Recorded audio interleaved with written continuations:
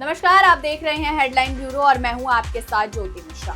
आज की सबसे बड़ी खबरों की शुरुआत करेंगे नीट पेपर लीक विवाद से, जहां परीक्षा सुधार, लोक परीक्षा संशोधन बिल, प्रधानमंत्री नरेंद्र मोदी के परीक्षा सुधार टास्क फोर्स के ऐलान के बाद अब सरकार और विपक्ष आमने सामने। वहीं शिक्षा मंत्री पद से धर्मेंद्र प्रधान के इस्तीफे के बाद बीजेपी का स्वागत और विपक्ष के सवालों ने इस पूरे मामले को और गर्मा दिया। इसके अलावा सुप्रीम कोर्ट की नीट मामले पर बड़ी टिप्पणी, सोनम वांगचुक के अनशन के बाद आगे की रणनीति। तो बिना देर किए चलिए शुरू करते हैं आज की 25 सबसे बड़ी और जरूरी खबरें।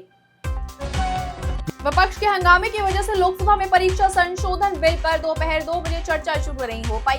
कार्यवाही जैसे ही शुरू हुई, विपक्षी सांसद वेल में पहुंच गए। छात्रों की पिटाई मामले पर बहस की मांग करने लगे। स्पीकर ओम बिरला ने विपक्षी सांसदों से कहा कि आप चर्चा नहीं चाहते। इसके बाद 5 मिनट तक हंगामा होता रहा। स्पीकर ने कहा कि मैं शाम 5 बजे तक का समय देता हूं। सरकार और विपक्षी सांसद सहमति बनाकर आए। इससे पहले लोकसभा 12 बजे 2 बजे फिर शाम 5 बजे तक स्थगित कर दी गई। ऐसा ही हाल राज्यसभा का रहा। सदन को 2 बार स्थगित किया गया। सुबह दोपहर 11 बजे केंद्रीय मंत्री जितेंद्र सिंह ने सदन में पेपर लीक से जुड़ा लोक परीक्षा संशोधन बिल पेश किया। वहीं पेपर लीक और परीक्षा व्यवस्था पर उठ रहे सवालों के बीच प्रधानमंत्री नरेंद्र मोदी ने परीक्षा सुधार के लिए एक हाई पावर टास्क फोर्स बनाने का ऐलान किया है। इस कमेटी की अगुवाई टेक्नोलॉजी एक्सपर्ट नंदन नीलेकनी करेंगे। सरकार का कहना है कि इसका मकसद परीक्षा प्रणाली को ज्यादा सुरक्षित और पारदर्शी बनाना है। वहीं टास्क फोर्स को लेकर कांग्रेस ने केंद्र सरकार पर निशाना साधा है। कांग्रेस का आरोप है कि सरकार कमेटी बनाकर असली मुद्दे यानी पेपर लीक और छात्रों के भरोसे के संकट से ध्यान भटका रही है। वहीं सरकार का कहना है कि सुधारों के लिए ठोस कदम उठाए जा रहे हैं। संसदीय कार्य मंत्री किरेन रिजिजू ने कहा है कि मैं कांग्रेस पार्टी और कुछ अन्य पार्टियों से फिर से कहना चाहता हूं कि इस मुद्दे को मुख्य रास्ते से ना भटकने दें। इस समय सबसे जरूरी काम परीक्षा प्रक्रिया को मजबूत करने के लिए लाए गए सुरक्षा सुधारों पर चर्चा करना है। ऐसे सुधार जो सीधे तौर पर देश भर के छात्रों के हित में, मुद्दे को भटकाने या बदलने की कोशिश नहीं होनी चाहिए। हमारा पूरा ध्यान छात्रों के फायदे के लिए लाए गए बिल पर है। इस बिल को पास कराना हमारी प्राथमिकता है। वहीं शिक्षा मंत्री पद से इस्तीफा देने के बाद धर्मेंद्र प्रधान संसद पहुंचे हैं। वहां बीजेपी सांसदों ने उनका स्वागत किया। नीट विवाद और परीक्षा व्यवस्था को लेकर लगातार उठ रहे सवालों के बीच उनका इस्तीफा राजनीतिक चर्चा का बड़ा मुद्दा बना हुआ है। एनडीए सांसदों ने उन्हें शॉल और मिथिला पाग पहनाकर सम्मानित किया और संसद भवन के अंदर तक ले गए। सांसदों ने धर्मेंद्र प्रधान जिंदाबाद के नारे भी लगाए। वहीं तमिलनाडु की राजनीति में भ्रष्टाचार का मुद्दा गरमाया हुआ है। अभिनेता से नेता बने विजय ने डीएमके सरकार पर निशाना साधा है। उन्होंने कहा कि भ्रष्टाचार से जुड़े मामलों में सच सामने आएगा और जिम्मेदार लोगों पर कार्रवाई होनी चाहिए। वहीं केंद्रीय मंत्री नितिन गडकरी से जुड़े कथित आपत्तिजनक पोस्ट मामले में बॉम्बे हाई कोर्ट ने बड़ा फैसला लिया है। कोर्ट ने उन्हें मेटा और गूगल के खिलाफ मुकदमा दर्ज करने की अनुमति दे दी। मामला उन सोशल मीडिया पोस्ट से जुड़ा हुआ है जिनमें गडकरी को E20 पेट्रोल से होने वाले मुनाफे से जुड़ा गया था। वहीं अमेरिका के सिएटल में चल रहे फूड फेस्टिवल के दौरान अचानक गोलीबारी से हड़कंप मच गया। इस फायरिंग में कई लोग घायल हुए और कई लोगों की मौत की खबर सामने आई है। पुलिस के मुताबिक घटना के बाद इलाके को खाली कराया गया और जांच शुरू कर दी गई है। अमेरिका में बढ़ती गन हिंसा एक बार फिर बड़ा सवाल बन चुकी है। कनाडा के टोरंटो में भारतीय मूल की 26 साल की महिला नवनीत कौर की गोली मारकर हत्या कर दी गई है। रिपोर्ट के मुताबिक हमलावर ने पहले उनसे बातचीत की और फिर हमला किया। पुलिस इसे टारगेटेड अटैक मानकर जांच कर रही है। इस घटना के बाद कनाडा में भारतीय समुदाय में चिंता का माहौल है। वहीं संसद मार्च के दौरान प्रदर्शनकारियों पर हुई पैलेट गन फायरिंग मामले में बड़ा अपडेट सामने आया है। सीआरपीएफ की जांच में उस आरएएफ जवान की पहचान कर ली गई है जिसने कथित तौर पर 7 राउंड फायर किए थे। अब इस मामले में आगे की कार्रवाई और जिम्मेदारी तय करने की प्रक्रिया शुरू हो चुकी है। सवाल ये है कि हालात संभालने के लिए बल प्रयोग कितना जरूरी था और क्या नियमों का पालन हुआ। वहीं national eligibility cum entrance test को लेकर चल रहे विवादों के बीच सुप्रीम कोर्ट से बेहद अहम फैसला सामने आया है। अदालत ने नेशनल टेस्टिंग एजेंसी एनटीए की तरफ से अभ्यर्थियों को दिए गए ग्रेस मार्क्स को चुनौती देने वाली याचिका को सिरे से खारिज कर दिया है। इस फैसले के बाद उन लाखों अभ्यर्थियों और अभिभावकों की उम्मीदों पर विराम लग चुका है जो इस मामले में दोबारा मूल्यांकन और संशोधित मेरिट सूची जारी करने की मांग कर रहे थे। ये मामला सुप्रीम कोर्ट के जस्टिस पीएस नरसिम्हा और जस्टिस आलोक आराधे की पीठ के सामने सुनवाई के लिए आया था। याचिकाकर्ताओं ने एनटीए की तरफ से दिए गए ग्रेस अंकों को मनमाना बताते हुए उन्हें तुरंत रद्द करने की अपील की थी। हालांकि सुप्रीम कोर्ट ने दोनों पक्षों की दलील सुनने के बाद याचिका को डिसमिस कर दिया है जिससे एनटीए को बड़ी राहत मिली। वहीं नीट पेपर लीक और प्रदर्शन के दौरान हुई हिंसा पर सुप्रीम कोर्ट के मुख्य न्यायाधीश ने कहा कि शांतिपूर्ण प्रदर्शन करना संवैधानिक अधिकार है। उन्होंने ये भी कहा कि पुलिस की ज्यादती स्वीकार नहीं की जा सकती। कोर्ट ने संतुलन बनाए रखने पर जोर दिया। पुलिस कार्रवाई पर सुनवाई करते हुए सुप्रीम कोर्ट ने कहा कि केवल आंदोलन या विरोध प्रदर्शन होने भर से लाठीचार्ज नहीं किया जा सकता। अदालत ने पुलिस से संयम बरतने और कानून के दायरे में रहकर कार्रवाई करने की जरूरत पर जोर दिया है।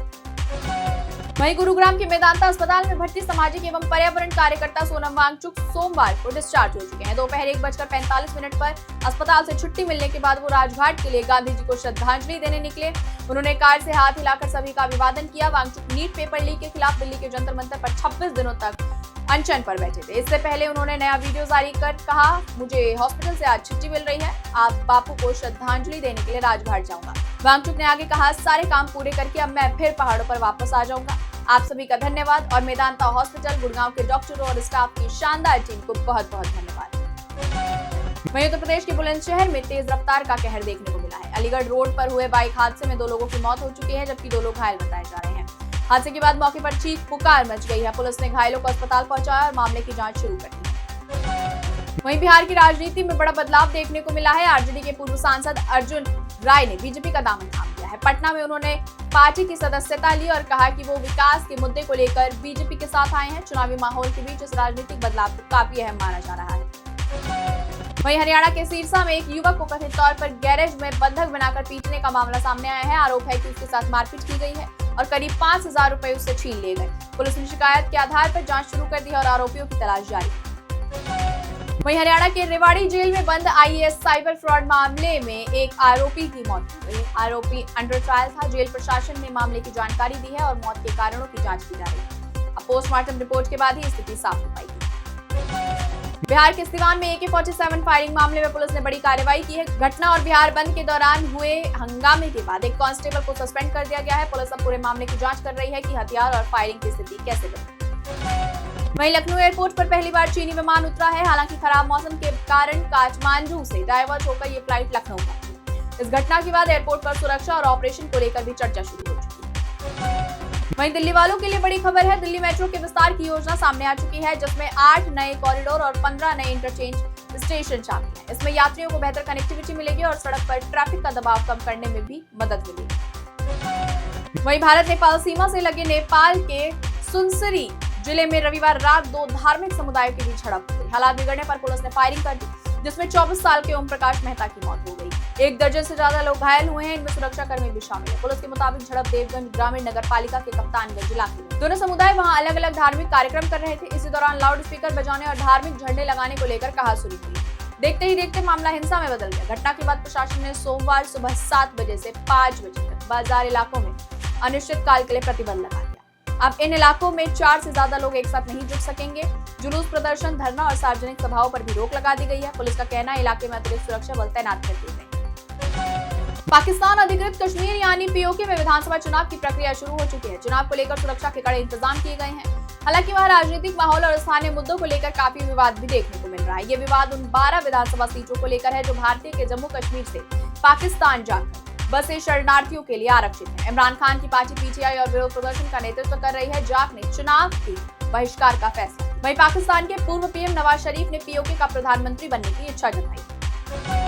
ईरान और अमेरिका के बीच तनाव बढ़ता जा रहा है। दुनिया की नजरें अब हॉर्मुज जलडमरू मध्य पर है, क्योंकि यहाँ किसी भी संकट का असर तेल सप्लाई और वैश्विक बाजार पर पड़ सकता है। इसी बीच अमेरिका समेत कई देशों की गतिविधियां भी बढ़ चुकी है।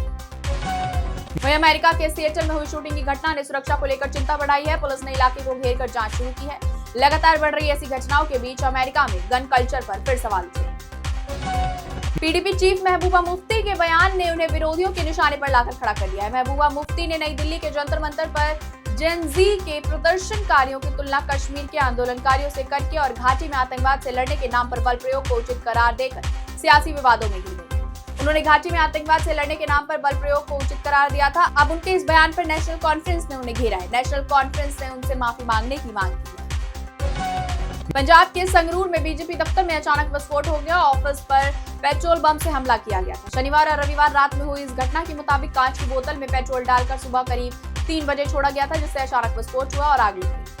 आग लगने के कारण दीवारों पर काले रंग के निशान दिखाई दे रहे हैं। फिलहाल इस आग में दफ्तर को कोई जान माल की हानि नहीं हुई है, लेकिन इस घटना ने कई सवाल खड़े कर दिए। तो ये थी आज की देश दुनिया की बड़ी खबरें। तो फिलहाल खबरों का सिलसिला यहीं खत्म करते हैं, लेकिन देश दुनिया में होने वाली हर बड़ी हलचल पर हमारी नजर बनी रही। तब तक के लिए आप देखते रहिए हेडलाइन ब्यूरो, जहां मिलती है हर खबर सबसे पहले। नमस्कार।